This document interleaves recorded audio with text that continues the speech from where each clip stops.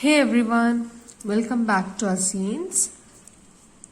In today's video, we'll be discussing in detail about the first chapter, chemical reactions and equations.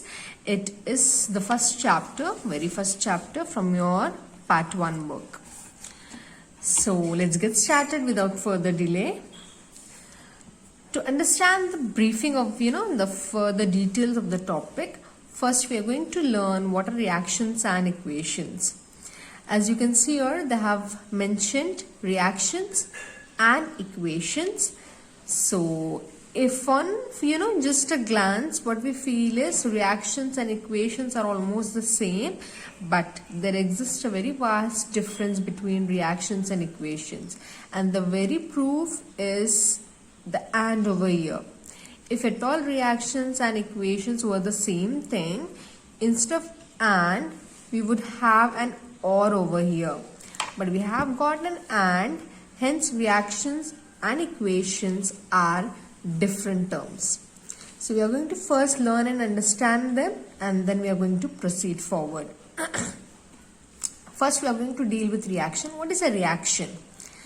When a physical or a chemical change takes place, a physical or a chemical change, when it takes place, we call it a reaction, or we can express it as a reaction has taken place. Like for example, milk left at room temperature during summer. As we all know, milk when left at room temperature during the summer season, obviously it is going to convert into curd. It's going to curdle. So here a physical change as well as a chemical change is happening, and hence it is a reaction. Iron tawa exposed to humid atmosphere. When iron tawa is exposed to the moisture filled atmosphere for a longer term, you know that it will start rusting. So again here a reaction has taken place. Grapes fermenting, turning sour, alcoholic, again a reaction is taking place. Food being cooked, etc., etc. So everything what we are dealing with down over here, it expresses that a reaction has taken place. So here, as we are demonstrating, or as we are looking into these examples, you can see here that we are expressing it in the form of explanation. We are explaining it. Like milk is left at room temperature, so and so thing is happening. Grapes are getting fermented, so and so thing is happening. Okay, so we're explaining over here. When we are explaining about the reaction, or when we are explaining what is happening, because which is resulting in the change, physical or chemical, when we are explaining the part, then it is a reaction. Okay, so the terms, when can you say a reaction has taken place? So when there is a change in state, solid to liquid, liquid to gas, or gas to solid, any of these, if at all it is happening, then obviously a reaction has taken place. Change in color. If you see a change in color, then definitely it is a sign to decide that the reaction has taken place. Evolution of a gas. If you see a gas coming out colorless or with color, so even that is an indication to tell us that the reaction has been happened. Change in temperature, either drop in temperature or rise in temperature. In both the cases, it shows that a reaction has taken place. So these four are the cases to decide whether a reaction has taken place or no. So now, let's try and understand what is a chemical equation. In order to understand chemical equation, so we are going to compare it with reaction, and to do that we are going to select an example over here. So the example goes as follows. Magnesium ribbon burning with dazzling flame in presence of air. So as we know, when a magnesium ribbon is burnt in the presence of air, it's going to burn with a vigorous flame, vigorous white glow, and spontaneously it is going to convert into white ash, white powder, which is nothing but magnesium oxide. So that is what is explained here, and which is nothing but a reaction. Now, how do you write the same thing in the form of equation? Okay, so what is an equation? First we'll try to understand that. An equation is nothing but you are showing the reaction in a very simple sentence where you are showing what are reacting, and then at the end of the reaction what product you are going to get. A very simple and sophisticated manner in order to explain the reaction. Okay, as you can see here, we were talking about magnesium. Magnesium is burning in the presence of oxygen, so obviously it's going to react with oxygen, resulting in the product, that is magnesium oxide.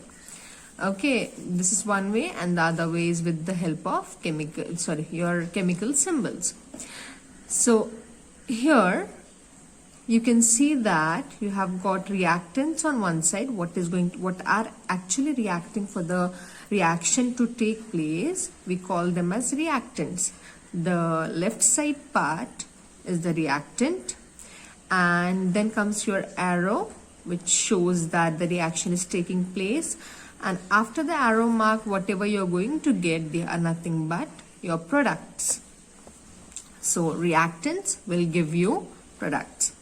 Now equations are of two types: word equation and chemical equation. Word equation is nothing but whatever reactants and products, whatever reactants you are actually using and whatever products you are going to get, we are writing in complete words. Like you can see here, I have written magnesium, oxygen, and then the product magnesium oxide. Now chemical equation is where you actually use the chemical symbols of the particular elements. Like in case of magnesium, it's Mg, oxygen is O2, and magnesium oxide is MgO. This is how you write your chemical equations. Normally everywhere wherever we see, we actually denote a reaction in the form of equation, and that too chemical equation is the mostly widely used method of denoting a chemical reaction. Next, we need to understand what are balanced chemical equation. Balanced chemical equation is where the mass of elements are equal on both the sides, on reactant side and on the product side. Whatever atoms or whatever elements you have, they are both balanced. Consider it this way: number of atoms of a particular element on the reactant side and on the product side is supposed to be the same. It is with respect to conservation of energy. As you know that neither can we create or destroy energy, but it can be transferred from one form to another. So same thing here, whatever atoms or elements we have on one side, number of atoms or the number of elements, it has to be equal to the ones on the product side. If there is an imbalance, that means your reaction is not balanced and it does not hold that that stability. So in order to make it stable, we need to always have a balanced reaction. How to write a balanced equation, or how do you explain it, how do you carry on with balancing an equation, it is done in the other video, which I'll be giving a link in this particular video in the description box. Now let's proceed forward with the types of chemical reactions. Basically we have got 4 types of chemical reactions depending upon the reactants and their products, the way they react. Okay, so we are going to deal with them one by one. The first one is combination reaction. The word combination shows that it mixes. So as you can see here in both the examples, you can see here we have got 2 or more than 2 reactants which combines to give you one particular product. See here, calcium oxide reacts with water to give you calcium hydroxide. Similarly, carbon with oxygen will give you carbon dioxide. So we have got more than one, that is, two or more than two reactants, but your product will always remain one. In case of combination reaction, they combine, the reactions combine to give you one single product. Next, decomposition reaction. This is the exact opposite of combination reaction. As you can see here in the two illustrations what I have given here, you have got one single reactant splitting into two or more than two products. In case of calcium carbonate on heating will split into calcium oxide and carbon dioxide. Similarly, ferrous sulfate on heating will split into ferric oxide, sulfur dioxide and sulfur trioxide. So one reactant splitting into two or more products. That is decomposition reaction. Now comes the displacement and the double displacement. This is where most of the students get confused. Okay. Now first we are going to go through displacement and then the double displacement, and then we are going to see the difference. Displacement reaction, we are going to see the illustrations here and we are going to try and understand. Iron reacting with copper sulfate, this is in the form of solution. We are going to get ferrous sulfate and copper. As you can see here, ferric or iron was in elemental form and a salt.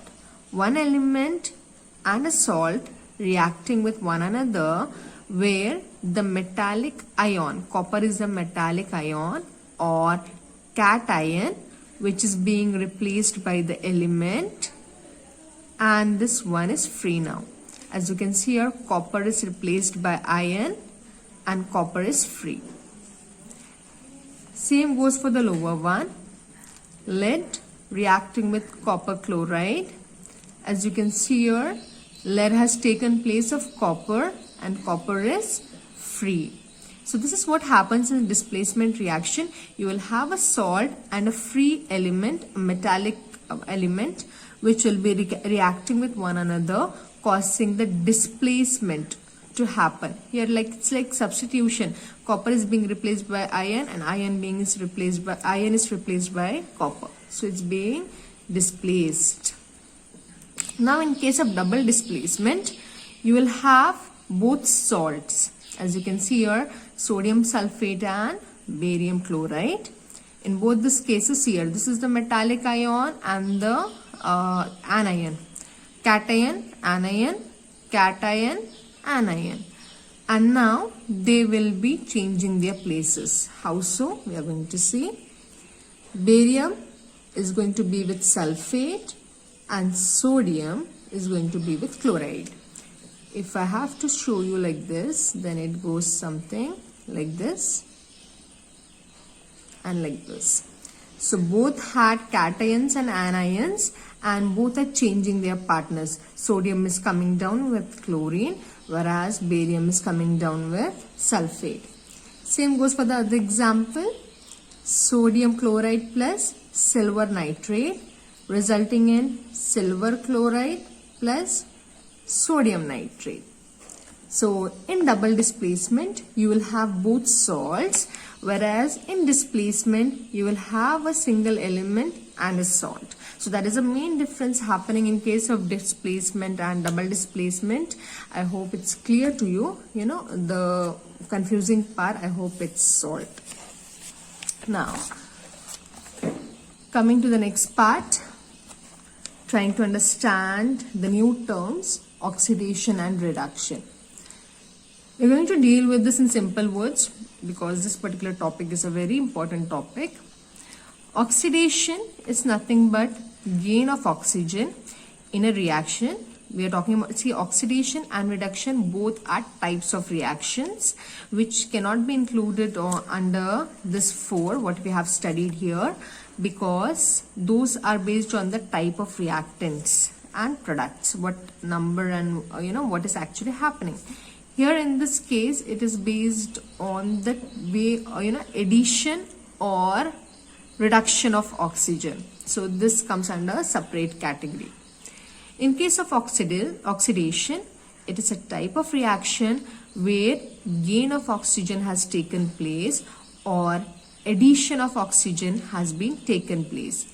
Like for example, copper reacting with oxygen to give you copper oxide. So here oxygen has been added. So in this case, we call such reactions as oxidation. In case of reduction, loss of oxygen takes place. So this is the exact opposite of oxidation. Copper oxide reacting with hydrogen with a little heat. See here, this oxygen is being removed and you get here copper along with water. So what copper oxide we had, it has been converted into plain copper, and hence reduction of oxygen is being subtracted, or it has been removed, or loss of oxygen has been taken place, and hence such reactions are called reduction reactions. Now the question which arises for such kind of oxidation and reduction cases are somewhat this way. Okay, they give a reaction and they ask you to mark down the oxidation and reduction reaction. As you can see here, copper oxide reacting with hydrogen to give you copper and water. So we had two reactants, we are having two products. Copper oxide was one reactant. Now this copper oxide has converted into copper. In this two, what you can see is oxygen has been removed. In the reactant part we had oxygen, in the product part we don't have oxygen, and hence it is reduction. In case of hydrogen, what we had in reactant, it is being converted to water, see here, with the addition of oxygen. And since your gain of oxygen is taking place, then this particular part is the oxidation part. So your question arises in such way that they'll give you the equation and they'll ask you name the element or name the reactant which is reduced or oxidized. In such cases, always remember that your answer is always from the reactant part. The which is oxidized and which is reduced, the oxidation and the reduction. So in case of oxidation, if they ask you name the reactant which is being oxidized, it's going to be hydrogen and not water. Similarly for reduction, it's going to be copper oxide and not copper. We are asking you what is being reduced and what is being oxidized, and hence your answers are always from the reactant part. Now we are going to go in detail with what are the effects of oxidation in our day-to-day life. So we have got two. One is corrosion and other one is rancidity. Corrosion is something which we deal with our day-to-day life. See here, metals when they react with moisture or acids, etc., even carbon dioxide, sulfur, when they react with certain things, particular element or particular metal will start to show some signs of disintegration. That is, either in case of like iron, we get rusting, we get those red color rust happening on the iron. Now in case of copper, you are going to get a green color coating. In case of silver, we see that it turns black. So all these are examples of corrosion, or the effects of the external available gases, or the reasons behind their disintegration. So when metals disintegrate by the action of moisture, acid, or the gases present in the atmosphere, so we call that particular oxidation process as corrosion. You can avoid this corrosion by painting, galvanizing and all. We have discussed about this in our metals and non-metals chapter in detail. Now talking about the next one, that is rancidity. Talking about rancidity, rancidity is nothing but oxidation of food, change in the taste or smell of food, especially the ones which contain oils and fats. They are very much subjected to rancidity. Okay, this change in the state of, not the state, but the change in the taste and the smell of food is an indication that the food has gone rancid. In order to avoid rancidity, there are few methods, like for example, preserving it, in your refrigerators. Keeping it in refrigerators at low temperature will definitely reduce the chances of oxidation, that is undergoing rancidity. Other than that, storing the food in airtight containers will help you to preserve the food, to increase the shelf life. Then there are methods like antioxidants, like the food which you buy from market, like your juices and your packed food, tin food and all.